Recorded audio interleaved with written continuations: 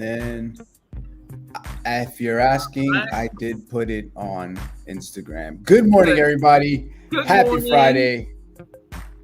Happy Friday, everybody. I need to go live on my Instagram. All right, here Hold we on. I go. got to hit live on Instagram too. Boom. We are live on Okay. Instagram, LinkedIn, YouTube, Facebook. What else? Good morning, everyone. Yeah, pretty much everywhere. All right. Yes. So today I'm pretty excited because we missed that girl. You know, like we haven't seen. We have a special guest. It's Sherry. We're gonna use a married name, Sherry McPatter. We're not gonna use how we knew her years back. So we haven't seen him in a couple of years, right? She's a When new was the last person. time? Huh? She's a new person. She Completely used to be a new. New Yorker. Hey, yo, forget about it. Now she's a North Carolina girl. Howdy, y'all. So it's interesting that we had this conversation with her. But Sherry, we're gonna bring you to the stage. Please welcome Sherry. And what was her new last name? Sherry McPatter. Hey, This guy is so funny. Huh? I'm a new person. How do Brand you? new person.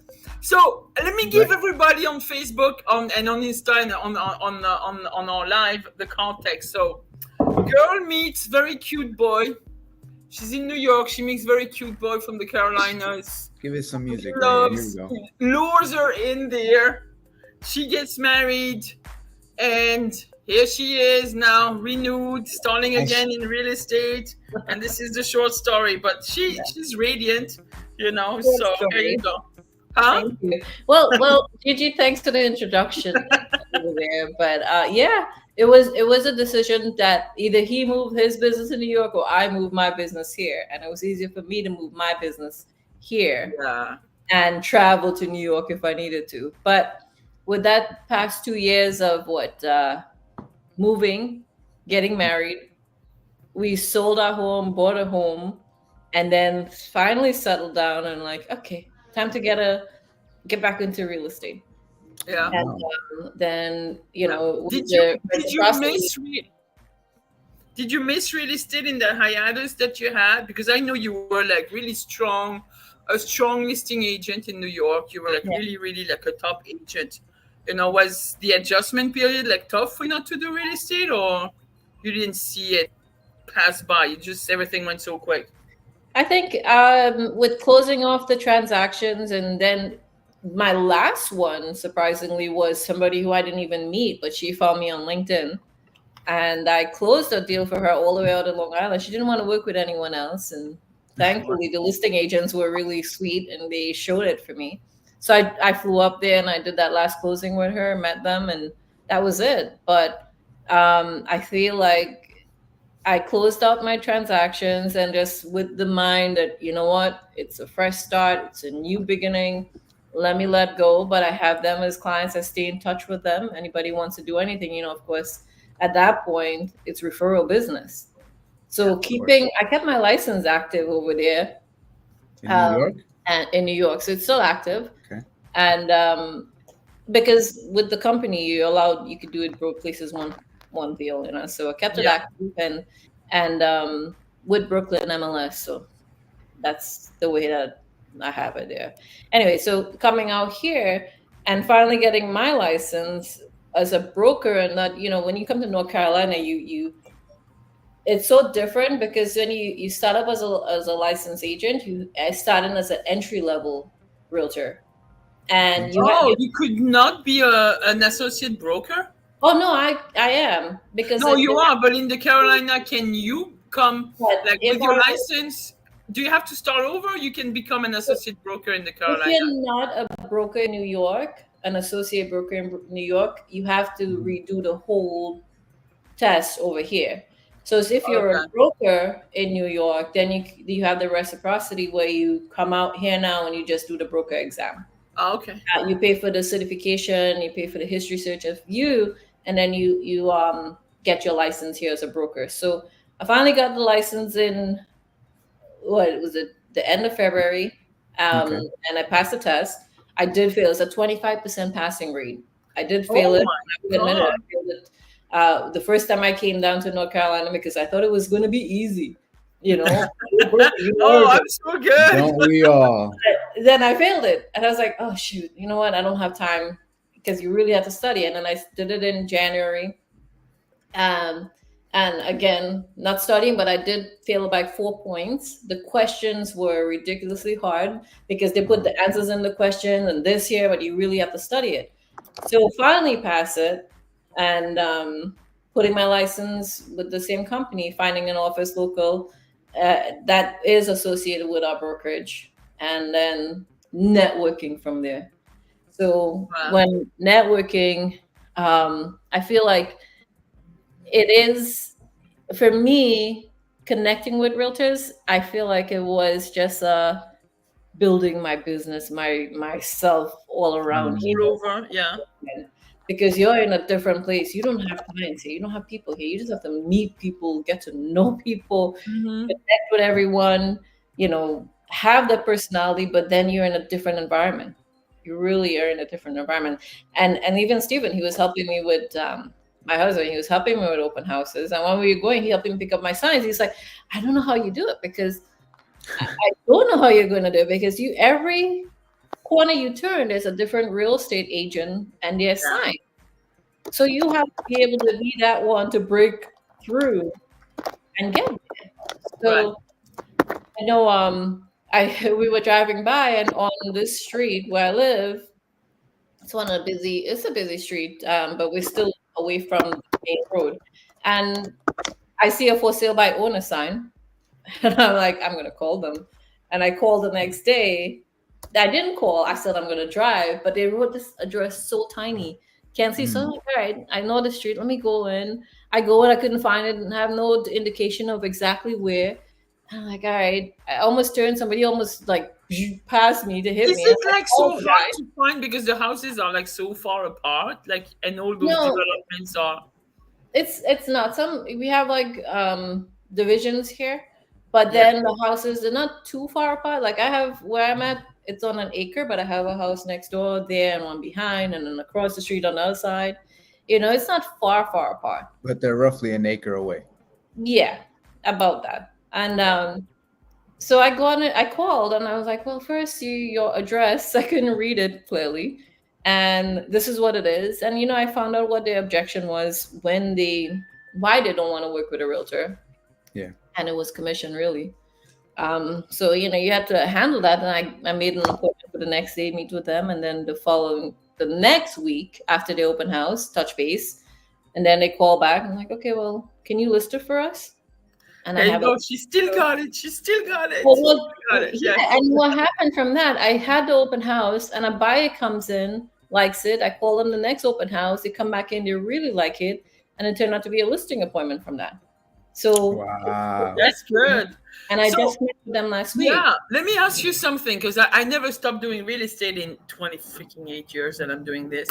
How is it? I mean, is it like riding a bike? It never, like, you don't lose it. It's there. It's in your DNA. Once you're in real estate, you know the thing. Like instantly, you'd be like, that house is worth this. Once you know them, get familiarized with the market, you know what to say at that time.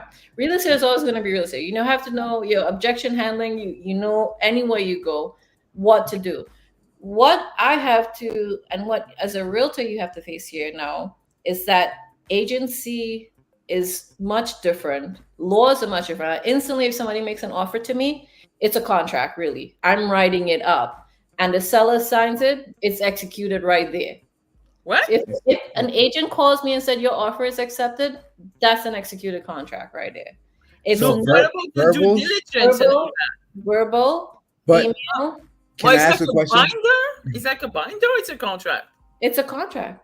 Verbal agreement, yeah, but you have to have a working with a real estate agent. Okay. Signed at the time of when you place that offer. And then you have to have, and when the agent calls and say, yes, the seller accepted offer, I have this document to you. You have 3 days to get the document. But they cannot back out from it. They have to sign an agreement now saying, okay, we reject your offer. It's so much more detail. So I basically, and I didn't know this. Sunday, I did an open house for one of the agents here, and that's how I didn't realize he was with my office. And I said, nobody's doing your open house. Can I do it? And I do it. and one of the buyers come in and they, okay, yeah, we're interviewing. This is not what we want. I said, well, here's a few other open houses. Are you going to go to them? He went to them, and then I touched base with him the Monday after. And I was like, did you like any that you saw? Yeah, we kind of like a few, but I'm interviewing a few agents to work with us. Here it's either buyer's agent or seller's agent. Yes. Which agent. is now, this is what's going to happen, which we have a lot more defined, and we've been working over it. I mean, in my brokerage, we've been working on those definitions since a year and a half to make it really defined. And then we have this NAR lawsuit, which is inevitable. We have a few questions with you guys about that. But yeah, so this guy like interviewed me, and I said, listen, I'm new here. I just got my license, but I've been X amount of years, over 10 years in real estate. But I know what I'm doing. It's just that you are going to be my first buyer here. And he came to an open house I was doing for another agent. So with that said, he made an offer. We saw one more house at 10 a.m. in the morning, and then I had two open houses that day. He made an offer on that Sunday. His wife is in Washington State. I signed the documents. I sent them the offer to purchase form, which is a contract. And Monday evening is executed by the seller. I'm closing in a week and a half from now. Oh, wow. That's the thing with here. It's like 1 month. And you just do this, but you have to make sure you do everything the right way and the proper way. You can't just like, oh, I mess up this, or I say this, or whatever. You send the changes. You really have a lot of compliance and and process. Representation is very you have to really look into that a lot here. But what I love about it is that everybody is so easy to work with. We could have an overwhelming pool of realtors here, but you can call them and say, hey, well, this is what it is. I can simply say, I'm going to send you an offer. You can put it on the MLS, submit your offer. Here's the documents, the property disclosure is here. The other mineral and oil gas form is here. You fill out everything, have the buyer sign it, send it, offer accepted, boom. You just do your inspection, get the bank stuff going, sign your documents, and it's good. Do you find that it's an easier collaboration with agents? With the agents? Sure. Yeah. The agent I'm currently working with and doing a few open houses with him, I mean, he doesn't have anyone who he's working with, but doing the open houses with him, it's like he doesn't want to work with unrepresented buyers. Right. And I'm going to work with them. So if that's coming to me, it's building business from there. But then where I'm at too, it's military based. So you have a lot of PCSing where people are moving from one to go to the next and coming from different places. So it's there's a lot of movement. Change of station, I think. Okay. Are you gonna get a military certification, or is that something you need? I don't know if I need to, but the buyer said I should go to base and just put the fly that I specialize in Southern Pines, Pinehurst area, because people need to know about this neighborhood compared to the other areas, because this is really close to where they need to be. It's family oriented and has a lot to do. Very good school district, things like that. But that's where we are. I think for me, I have to start building up clients, building relationships with people. But I don't know. It's not going to happen. It's not going to be an issue. And so one thing is always posting, always being out there, connecting, doing like that. But it's not an easy thing to pass to do to get in there. Yeah. But once you get into it, it's easy. You just have to be cautious of everything that you do, everything that you say, your representation. But would you say you feel more like an attorney, I guess, instead of like up here it was more like a show, like we're showing agents, but now you kind of feel like a little attorney? Yeah, because the minute you mess up, you're in trouble. Because I noticed that when we went out of town. Like in Florida was that way. I felt like the agents that I dealt with were more like attorneys than agents. We can't advise anything. We do have an attorney work with them to advise them, because we can't represent anybody legally. In that way, give legal advice. Or is it an attorney state? Is it attorney state, or is it title company doing all the work? Attorney. Oh, okay. Attorney state. Okay. Yeah. They order the survey. They protect the clients. Still, we can't make any changes to the contract except just fill in anything. but we have more liabilities on us because we have to Mm. ensure we do the right thing. So that's why it's a little bit more tough for the exam. And I feel like, once you get past that and you know how you're handling these things, it's easier to go to a You court. know, as a personal opinion, I wouldn't mind if New York State had a tougher exam. Sorry, guys. Yeah, I'm no, not it's going to true. get a lot of followers and on this one, and I wouldn't mind if it had a little bit more requirements because basically, I mean, let's be serious. Now it's 77 hours, but it doesn't take a lot of. It's really not a lot. I mean, and then you're up and running, Mhm. and you're working with people's biggest assets. I think to me, I mean, I wouldn't mind. That's why I don't mind the education. I don't mind having all those CEs and constant Mhm. like education on compliance as well with the agents, especially with Right. now my renewed role as since I went back into management. I know it's very very important. Mhm. You know. Well, I think if I look at and compare both states, and I'm sure it's in different many states, I feel like New York can be tough. You just have a lot of people who don't take it seriously. Yeah. Agency, a lot of agents who can ignore. Like I said, I simply wrote an offer. The agent was able, yes, your offer is accepted. Here's it signed. Or did they want to counter an offer? It's simple.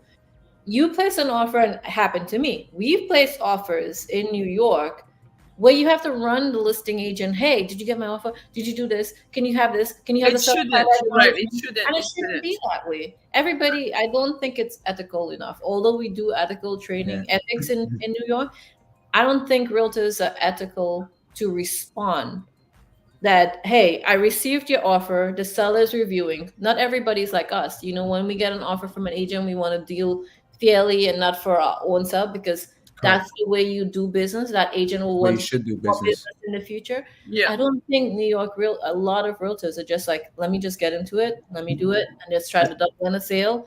And that's the way I feel like it is. I've always said this. There was this foreclosure listing with Utopia that I made an offer for. I showed that Oh, house three yeah. times in in the freezing cold, Now, and I now she then can drop names. She can drop names now. I know, but you see, they operate on a different level. They yeah, but are not. They the don't agent that play I spoke nice. to, But it's been years. It's been 30 years. They don't play nice in the sandbox because yeah, they but just working with the banks. They just don't but that's care. the thing. They hear you. You have to go through them, and then they place an offer higher than you. And I watched 3 months after that same agent double end the transaction, and like, okay, I would say $25,000 in commission. I lost because Yeah, an agent listened to me and went we his buy went up we over the offer that I placed. we had the same issue in our own brokerage, if you remember. I mean, it's like I people don't. would play on offers to double in their own deals. Well, Yeah, so it's that's the like thing. I know it's a Just not cutthroat. It's ethical no, from what I've no. seen and what I've explained to people. It's so different. I mean, yeah, we're going to find some realtors here who will just slow, and that's another thing in the South. Everybody's on a slow pace. Me, I'm like, did you get my email? Did you get this? Did you get that? Thinking something. I'm They like should. fast pace, and you're Yeah. like, yeah, I'm still waiting from yesterday. The listing agent to send me a signed due diligence form with the changes accepted, and we're scheduled Okay. to call, but I'm waiting for it to be sent. You Yeah. know, Uh, and I'm like, should I call her? yeah. Should I email her? But I know it's fine. It's done. We're good to go. It's just that It's a it's different process that you have to get accustomed Right. to. And we're not New Yeah. Yorkers. We're not patient. I know for me, I do like yeah. we do things like I on the minute, like Mhm. updates, making sure it I goes think go through. I Yeah. think if you could make it here, You can make you it could anywhere. make it anywhere. Okay. So You and just that get like, I that think I is think true. but I think that the experience that you had here, mm-hmm. now that you're in that type of environment, now you know 100% you knew how to conduct yourself Oh before. yeah, But yeah, now it feels good because now you feel that you're interacting with people that are right, conducting themselves yeah, exactly the way you do. correct, Which when that happens, in my opinion, you get the perfect transaction. yeah, Everybody's communicating. Hey, we're on the same page. listen, I want to make a deal. You want to make a deal. Let's make it Let's get it happen. going. Yeah. Yeah, that's it. Too Yeah. many So people are focused on trying to make it just theirs. You know? absolutely. Is I, it still the same networking environment as we had up in New York? I mean, I probably go less now, but and I I should think probably go more. But like we still have a lot of, agent it's not. network stuff, and There is a lot of agent stuff here. There's a lot of networking to do. I'm telling you, there are so many golf clubs and oh, golf courses excuse around me, here. You could join a club. excuse me, the golf clubs. Here you I'm go. telling you. So it's We like have you see we have one. basketball courts. That's about that. We have a playground. That's it. Oh, so Steven just got himself new clubs. So I'm taking his old ones and I'm gonna start learning. We went to Nice. some Good range stuff. shooting last weekend, and it was just like packed in the morning because as soon as it's a nice morning, everybody's always like, psh, psh. Sherry Oh is my- becoming a Yeah. country club lady. Here you well, go. yeah, but that's the Listen, thing. that's I'm where you get luxury networking clients. Okay, right. that's what you got to get. That's where Wow. they're at. You're talking Tiger Woods was just literally 10 minutes from us. Oh, You okay. see, Staying there. That's the place that what's the area again that you're in? Pinehurst and Southern Pinehurst. Pines. So Pinehurst is like Pinehurst, Forest Hills Gardens. Southern Pines is like Forest Hills on the other side. and that is in North Carolina. I mean, what's like? I guess what's the closest airport, or what's Oh, like Raleigh. I'm an Raleigh? So hour you're by away from Raleigh, Raleigh and an hour and 15 to 20 minutes away from Charlotte. and that's where the airports are. hmm Got it. Yeah, but I'm telling you, here it's networking. First of all, you're gonna come back here, you're gonna be in your home. I love the change of pace where I can now be relaxed in the evening and have Oh my yeah, mind and chill out. Oh, not and Where pulling your hair out. you don't work like until 11 o'clock let's at go to night. the city and let's Yes. network and let's do this. I'm not doing that. It has No. networking events, but there are wine rooms, there are places that we can go to, and nice little corners Yeah. and stuff here. It's just like I don't feel like it's my thing anymore. Do we Yeah. work as I mean, do agents work like we do? Like you still on call at 10 o'clock at night, and back Yeah. on call at 7? Someone Is still the messaged me same? at 9:41 last night. Show my Okay, listening. good. Okay. Yeah, they go on showing time, and I love it. It's just like easy to just go on showing time and approve it, and that's Yeah, it. I mean, we do Yeah, have or showing even, time you know, here is this too. still available? Is this still Nice. available? You know, you don't have to hunt down someone. It's Yeah. just easy. I mean, Easy. I think our MLS improved a lot over the last couple of years. I don't know if you would say so, Ed. There is a lot of stuff that are being given, and then since we merged with Matrix, with One key. HGAR and all that, like Matrix and One Key and whatever it was. But I think now we got it together, and they're gonna go through changes again. Mhm. Mhm. I hope it's gonna be better. Now 'Cause they get the charges twice a year. No, I know, right? It got expensive. I hope they're gonna keep a lot. I love what, the usage of RPR and all the stuff they're bringing in with RPR, all the AI enhancements and stuff like that, which is great. Yeah. I love Remind. I heard they're gonna take that away from us replace it with Really? something else. Hmm. Yeah. There's some really great features with our MLS. If I ever show you guys, it's insane. Yeah. Yeah. We could literally, we have like Forewarn, which is a site that you can basically search detailed information to see if people are who they say they are. Wow. Yeah. Yeah. We pay for that. I pay for those services, Yeah. So it's included in ours here, which is good. Because we're more countryside, so you don't want to be in like showing a house in the woods, and then you got to know who you're meeting. Better But get a those things, license to carry. my husband Steve won't let me go into any of those things by myself, and I wouldn't. No. You always have to be cautious. You always have to be safe with anything that you do. Yeah. Oh, and speaking of, before we end up going here, how are okay, so over here, like I said, would be easier with buyer seller representation, which is something that you have to do. The only difference now is that you have to talk to people about how they're getting paid, and that's the only thing here, and which is what we can handle. But how is it going to work in New York, where I know buyers would more be adapt to go directly to the listing agent, and the listing agent will be like, hey, well, I could do dual agency and I could represent you if you make the, you know, how buyers Yeah. would bypass us and just go directly to a I listing. don't. How So is it's that working? funny Yeah. you mentioned that, because I don't see that occurring as much as it used to. Ooh. Now Yes. I'm starting People to want get representation. buyers that want, yeah, they're interviewing agents now. Like after Then all that they're yes, hearing, yeah. Yesterday I yeah, got a sorry to cut you off. I got a buyer of Street Easy, thinking I was the listing agent because I do receive a lot of leads from Street Easy for yeah. Street Easy experts, and then I give it to my agents. It's like a referral service now with Street Easy. And the guy thought he was like, the listing agent, and he was like, "Oh, I'm trying to save some commission," and I'm like.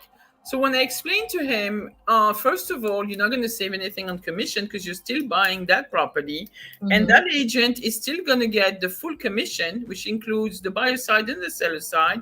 But I'm like, as far as representation, this is where it's a double-edged sword, because how can they offer you dual agency and truly represent you and be really like be fair to two parties? It makes no sense. So Yeah. after a 10-minute conversation, the guy was like, "Oh shoot, I didn't see it this way. I Mhm. get it." And I'm like, "Okay." And I'm like, all commissions are negotiable. I mean, you can have, we can represent you and still have the seller pay the commission. Right. And and we can, whatever there is, whatever scenario we'll find that is Right. suitable to you, we can propose it to the other party. Right. And then this is somebody who's going to be working with one of my agents right now. So it's more and more, it happens more and more. And if you explain to them what's going on with the lawsuit and really why things happened, and Yeah. we're seeing more and more people wanting to be represented. We Okay. Yeah, see I'm a lot of noticing that. people, a lot of agents are becoming, I mean, I've been doing it since I started with the company I'm with. A lot of people are getting their certifications to be buyer representative, and they do work on an exclusive basis. Right. Right. Yeah. Yeah. No, and I had to ask this because I knew how it was where buyers would go directly to a listing agent Yeah. and I they want to work with them to get the best deal. That's what they think. I think the all the problem, yeah, the problem was clarification. Yeah. Mhm. Yeah. We never clarified that. We never Right. kept it clear. No, And- you should and have kept it clear. It's just that's also, what I'm saying. But I'm it's just saying agents never did it. education, unfortunately, has to come from the head of the brokerages, and this is where the problem lays a lot of the times. If brokers or broker owners do not basically advise and teach their agents compliance. Not And only that, agency Huh? agreements, agency. So They I don't teach them and I don't want to I don't want to sound like I'm bragging, but like in our brokerage we host about, Sounds like you're bragging. I am bragging, How but was at it least going? once a quarter we're going over agency law, and it's super important, again, because of those changes and because we had the property condition disclosure back in the picture now in New York. So every quarter you need to go back over agency law in general and make sure everybody understands the walls that are established, and everybody not understanding, like, and now we're not going to have any compensation written on MLS as of August 17, but the mess of agents writing up how they're going to share the compensation on MLS, it was such a mess. It was written all over the place. Nobody understood an agency, and it's probably for the better. Right. Yeah. Right. Okay, well, that's not too bad if people are more open to and listening now. unfortunately for those that are not agents, that are not trained and that don't have any guidance, I think they're just gonna be falling by the wayside. You Do need they have agency disclosure signed at an open house? Yeah. Or when an open house Here is too. Yeah. No, here we don't. You don't? Okay. Yeah. Because we have a working with a real estate agent. Because you already worked on somebody. Making an offer, then you explain what it is, because that's your first point of really negotiating with them. When they come to an open house, I have them fill in their information, but they don't need to sign an agency agreement unless they're ready to make an offer, or unless they tell me, hey, we're not represented and we would like to work with you, and then you can explain how you work. at that point, you're always a seller's agent in the listing anyway. Yeah, So yeah. So for New York agent, to me, it's been like the biggest thing is like get trained on your always buyer. Basically your buyer listing appointment. yeah. But it's always agency has always been a thing in New York. I remember that even when I managed the office in Long Island, always having to explain to them what agency means. I know. Yeah. What agency is. Yeah. You know, it's always going to be something. But now that you say it's easier, where buyers are now like, hey, you know what we want. Yeah, I mean, because now I guess we're coming across that transition. Like a lot of the folks looking to buy are within our age group. You know what I mean, or younger. Lots of millennials. So they're already informed about what's going on. Yeah. You know, they can look up houses by themselves. Like we spoke about this. Like they can look up houses by themselves if they wanted to. The only thing they're really looking for is a professional to help them accomplish what they're doing. That's all. So and go through the that's steps. why. Yeah, that's why I think it's going to be easier now for the more seasoned agents to kind of get this done. Hold on. Let me finish. Unless they're the types that want to say you can't teach an old dog new tricks. Exactly. Okay? So this is my experience coming from a very established brokerage after a year and a half.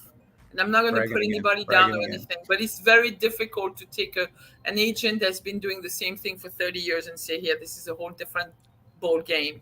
You can lead the horse to water, but you can't make it drink. Having, like even like yesterday, I had a training on negotiations based on Chris Voss, never split the difference. Not to brag or anything, but we have him on our master class.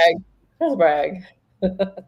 But you see, it's hard. So you have this is where a lot of things are going to get defined this year, going into the next couple of years. Where if you're not able to change, you're not swift and changeable, it's going to be tough. Okay. Yeah, I think, but see, that's the thing that everyone is stuck on. As we get older, we're like, nah, I don't want to change it. But it's something so minute. That's the thing. It's something so minute that we can. It's just that we are stubborn as we get older. That's what it is. No, but I think older agents don't understand the skills that are really. They didn't have to even like all those years until a couple of years ago, from 2017, where things were just transactional. There was no worrying about being more of a friend, relational agent, a friend. So nobody cared. Nobody really had needed any skills. That was a problem. Had some skills. There were skills from the 1985.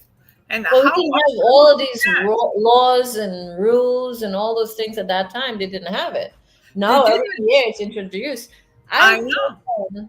And I've seen a lot of older brokerages didn't go with the time and go with the changes and stuff. And I'm like, this is insane. I've just done that sexual harassment class that we had to do like every year. Yeah. And the laws in New York. Yeah. What? You haven't done it? Everything in New York, I watched it. I was like, are you for real right now? And I'm here. We don't have to do it here. Oh, by the way, there is this new rule as of last November. You can't, in New York City, you can't discriminate against tall. Okay. Against what? So height, height and weight. You can't the green giant anymore. It's done. What? What are like there with so much more going on in the world? I cannot believe that we're here focusing on this shenanigans. Now we're talking about tall. Come on, man. Let somebody call me small. See what happens. I'm calling the cops. Like, look at this short guy.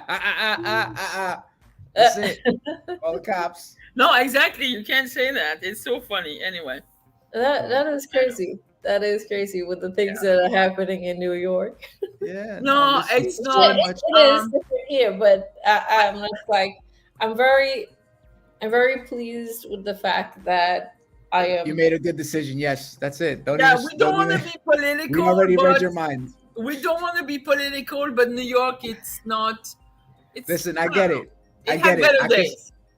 I get it. I could sell my co-op my co-op apartment and buy a mansion in North Carolina. No, I you know. can't. No, you can't. You can't get a mansion, but you get a really nice, cute house I could get a mini mansion. That's what you got, in a Sherry, on really the beautiful acre. location. By the way, You got before we close off, what are the let's say since you're talking about Pinehurst, average what's the price range. average price on like 3-4 bedroom house in Pinehurst? Three bedroom, 1, 2. Nah, they're probably gonna have 2.5, 3 bathrooms. Yeah. Okay, so What does that go for? so a 4-bedroom, 2-bathroom. I listed one at $589.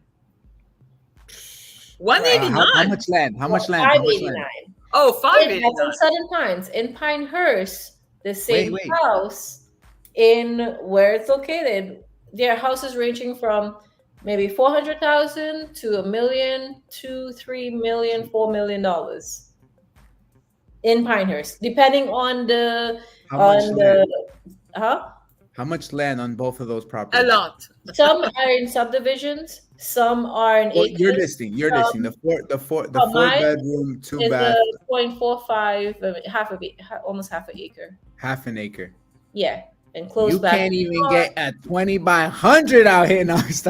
My buyer took a listing. I made an offer on a house just a block before that one with my buyer. Yeah, with a house that's 18 by 34, and then the agent said 32, you mean 32. Yeah, 32. Yeah, I know. But you got high ceilings. High ceilings. Yeah. One of the things here as a realtor, you have to, because if you do not disclose the right square footage in the house, you're in trouble. So I had to get somebody who does floor plans and measurements to come in and measure for me to put it up on them. Okay, actually looking for livable. They want livable square footage. Heated square footage. Yeah. Which one? Heated. Livable, heated. They call it heated. Heated. Yeah. Oh, okay. So I had to measure. So my sellers online said 2,780 square foot. And then when the appraiser that I paid to come do it, he got 2,320. But because there's a Carolina room that is not heated, and it separates after the garage, and above the garage was a finished room, where it has to, like, you can't add that square footage to the living square footage. I go with what's on the public record. I go to Adam, whatever is listed is whatever it is. You have to be able to say this is the square footage of this home. All right, yeah. So much representation, though. Heated. Yeah, so you have to be very careful of the things that you do here. So yeah, price range like in Aberdeen, which is 5 minutes on the other side here. Yeah. And Aberdeen would be like Elmhurst in a sense to Forest Hills or Regal Park, you know. So Aberdeen, a house would be from 250 and up. And then you have houses like 475, 500, but new construction homes. Yeah. And really big square footage. It's a really beautiful homes. And then you come out here in Southern Pines and you go to Pinehurst, but you have houses ranging from that price to over $1 million to $3 million. Things like that. Do you see people moving into these areas looking for bigger square footage homes? Because I know in New York, anything that is being built is becoming smaller and smaller and smaller. You're getting a 2-bedroom, 2-bath condo on 600 square foot. So we were living in Fayetteville last year, and we sold our 3-bedroom and went over 3-bedroom, 2-bathroom. It went over asking. And we signed the contract on this the same day we sold that. So it was first day on the market, first offer, same time. So we got this, but it was bigger, like 4-bedroom, 3.5 baths, you know. Very nice. And that's what you get, but you're moving it. You pay for location that you're in. Here, I have trees all around the house. Over there, I didn't have it because it was a subdivision, so you had small trees here and there. Yeah. But how is homeowners insurance out there? Is it? I mean, I don't know what the weather patterns are. I don't know about natural disasters. It's definitely the same as New York, if anything. I didn't see anything like cut down. Like a lot of places in like Florida, for example. Taxes are not crazy like New York, though. How are the property taxes out there? It sometimes it depends on the land and where and you the are. location. Our taxes are like $3,000, $4,000 a year. Nice. Some places in Queens you'll get that, but you have small properties. No, not anymore. No, Azab. Not anymore. I think what 5,000 is probably 5,000-6,000 is probably At least, something that you'd be like, oh in yeah, South that's Jamaica, good, you it's know. yeah, that's it. Yeah, Sometimes it's yeah, up. like 2,500 and stuff, depending. In Briarwood, when after my parents left, which was about 2 years ago now, 8,000, 3 years yeah. ago, they were paying, I think it was like 6,500 in What? Briarwood for a single And now family. it's about 8. Yeah. So I wouldn't be Oh my surprised. goodness, Yeah, if Texas it's went up at that 8. much? Yeah. I wouldn't be surprised. Yeah, Wow. it's Yeah. up. Yeah, it's half the cost of whatever you guys are paying out there. But That's anyway, we it. don't We're have. moving to North Carolina. I know. Yeah. We went over our time, and you know what? We should get an update soon, and maybe we should do maybe something else. See, we could even have a tour of a listing when you have it next time or something. Yeah, you that'd know, be cool. something. Oh yeah, cool. I'm doing 2 open houses tomorrow, and Nice.